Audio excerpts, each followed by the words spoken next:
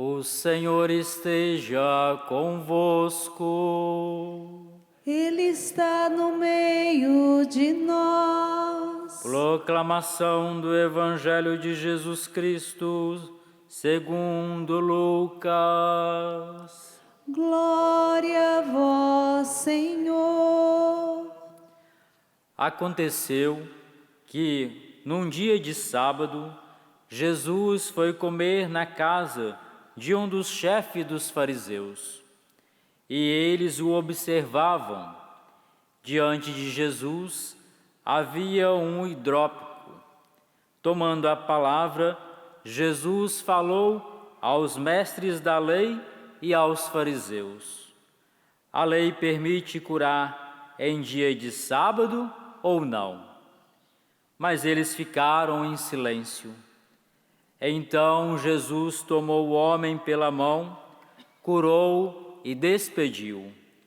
Depois lhes disse: se algum de vós tem um filho ou um boi que caiu num poço, não o tira logo, mesmo em dia de sábado?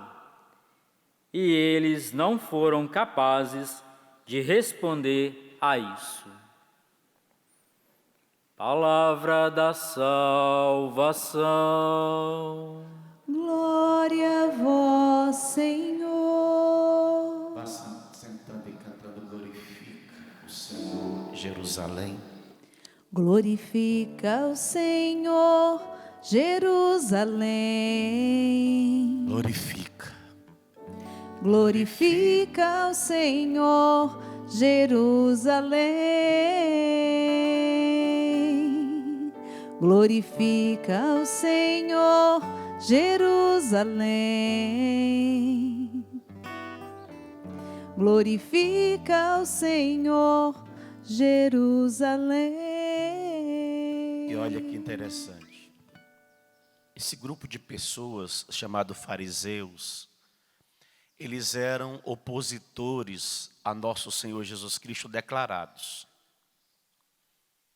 O tempo todo eles ficavam maquinando como que eles iriam pegar Jesus em alguma realidade que eles apresentavam.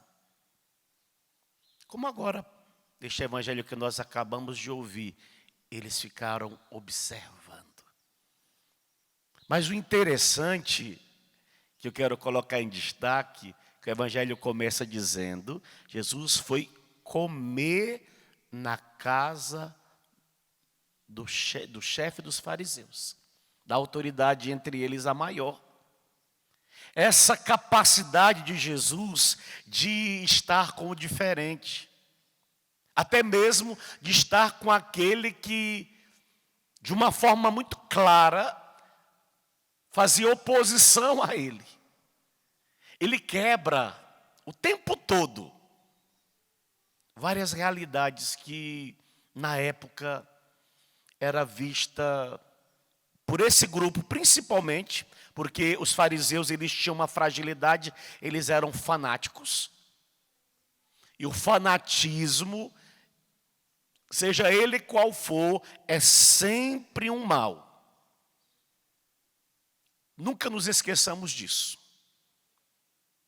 O fanatismo é sempre um mal. E por que que ele é um mal, padre, o fanatismo? Porque ele nos leva a negar princípios, por exemplo, mais essenciais.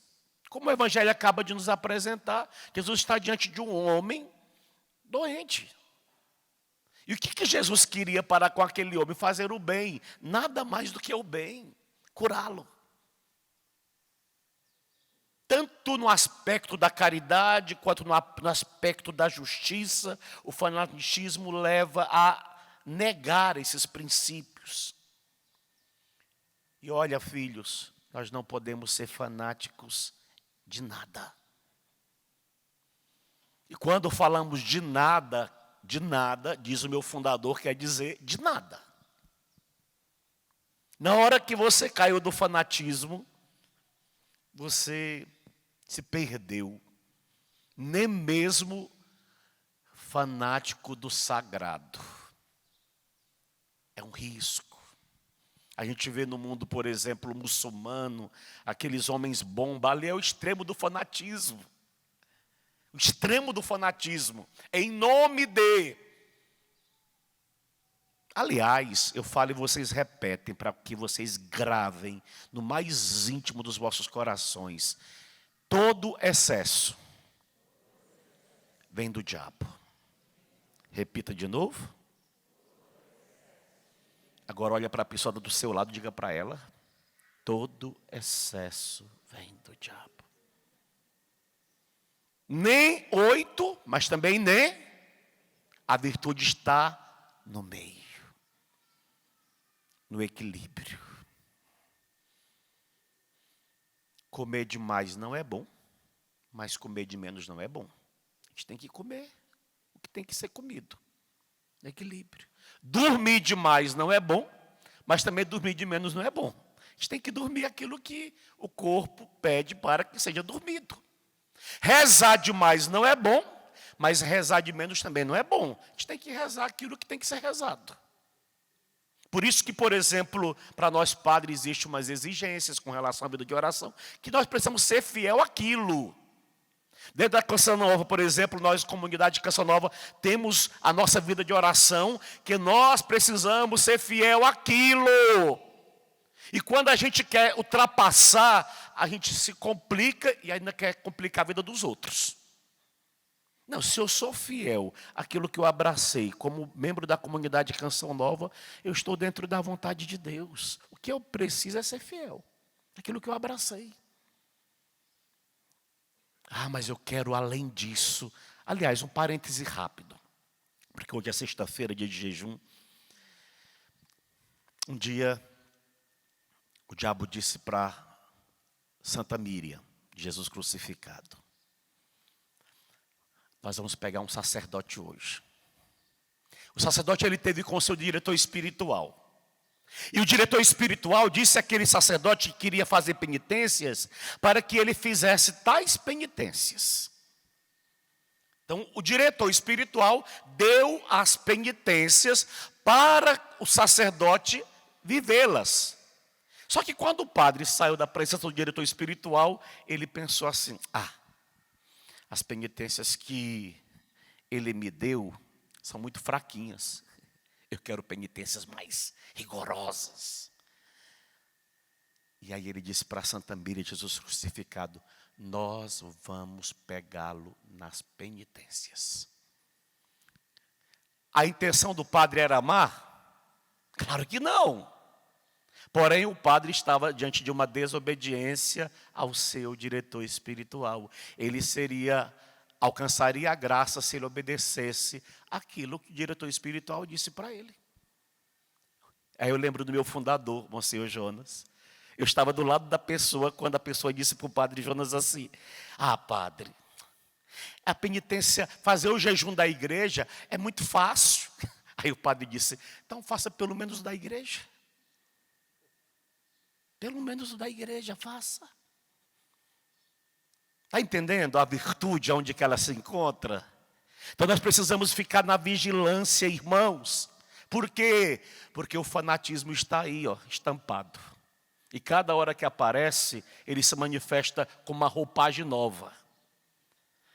E, olha, é impressionante como eles conseguem adeptos. Uns querem a Igreja Católica lá no Concílio Vaticano V, e outros querem a Igreja Católica lá no Trento, no primeiro Trento. Não, a virtude está no meio. Nem Trento e nem Vaticano V. Está no meio. Vamos viver o que prescreve o Vaticano II. Se a gente conseguisse colocar em prática o Vaticano II, estaríamos no céu. Mas nem o Vaticano II a gente está conseguindo colocar em prática. Já quer ir lá para os extremos. Aí esses fanatismos, eles são perigosos. E nós precisamos vigiar o tempo todo, porque eu não estou isento de cair no fanatismo, nem você está isento de cair no fanatismo. Padre, agora eu me converti, eu quero ir na missa 3 vezes no dia. Não, vai uma só, já basta. Ah, mas quanto mais eu comungar, não, é excesso. Esse excesso não vem de Deus. Ah, mas padre, o senhor está minimizando a Eucaristia. Não, eu estou dizendo a você o que a igreja diz. Aliás, se você nem participasse segunda, terça, quarta, quinta e sexta, você não estaria pecando contra a igreja?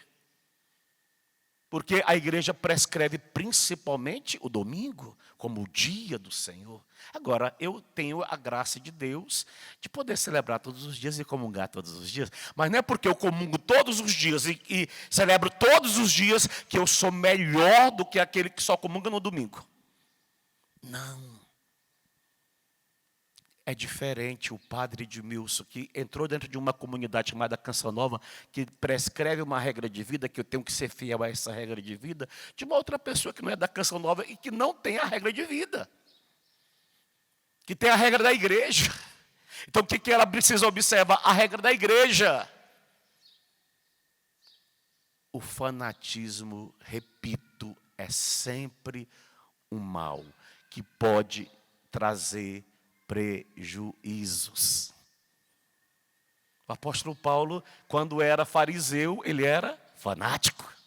Mas quando ele experimenta nosso Senhor Jesus Cristo, ele olha para os concidadãos, que são os israelitas, e vê que os israelitas estão longe daquilo que são as promessas trazidas por nosso Senhor Jesus Cristo. E aí Paulo sofre dentro do coração dele, porque ele vê o distanciamento, e aí ele vai dizer hoje para nós na primeira leitura, que vocês acabaram de ouvir.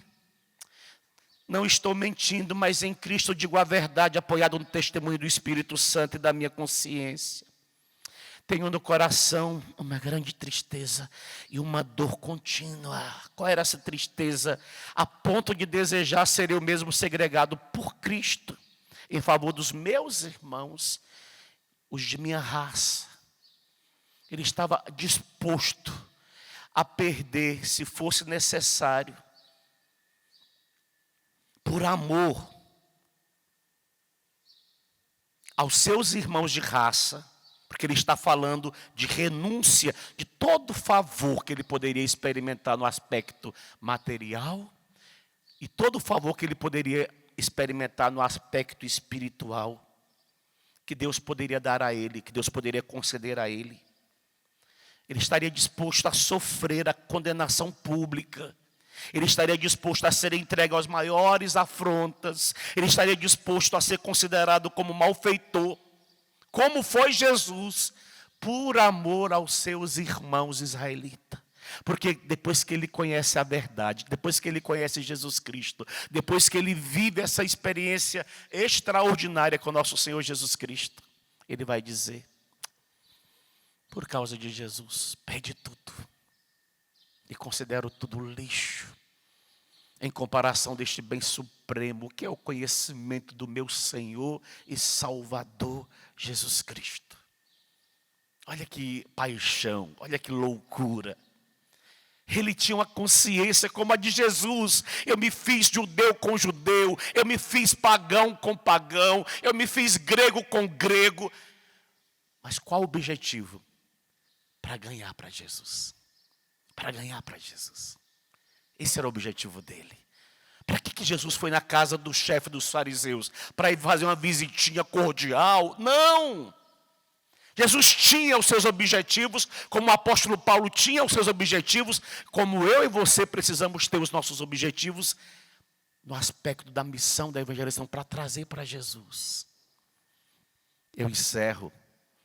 Um dia um pai trouxe o filho para eu conhecer ele e conversar. E aí o filho chegou, o filho tinha o cabelo curtinho aqui, bem curtinho, e o outro cabelo aqui bem grandão, bem aqui, ó. Aí ele jogava o cabelo para o lado assim. Primeira coisa que o pai disse para mim quando me viu, falou: padre, manda esse menino cortar esse cabelo horrível. Aí eu disse: não, o cabelo dele está lindo. O senhor gostou, padre? Eu falei: olha, eu só não faço no meu porque eu sou careca. E aí o pai saiu e eu fui conversar com o garoto. Partilhei, ele falou que era gnóstico, eu entrei na dele do gnosticismo, demonstrei interesse de querer ouvir o que ele queria falar sobre o gnosticismo, sobre como que ele acreditava em Deus, como era que o Deus que ele estabelecia na sua mente. Falou, depois que ele falou tudo que falou, eu falei, posso falar um pouquinho agora de Jesus? Aí ele falou, pode, padre. Eu falei de Jesus para ele, não sei se eu convenci, mas falei de Jesus. No outro dia o pai chegou e falou para mim, padre, queria tanto que o senhor me ajudasse a meu filho a mudar aquele cabelo horrível.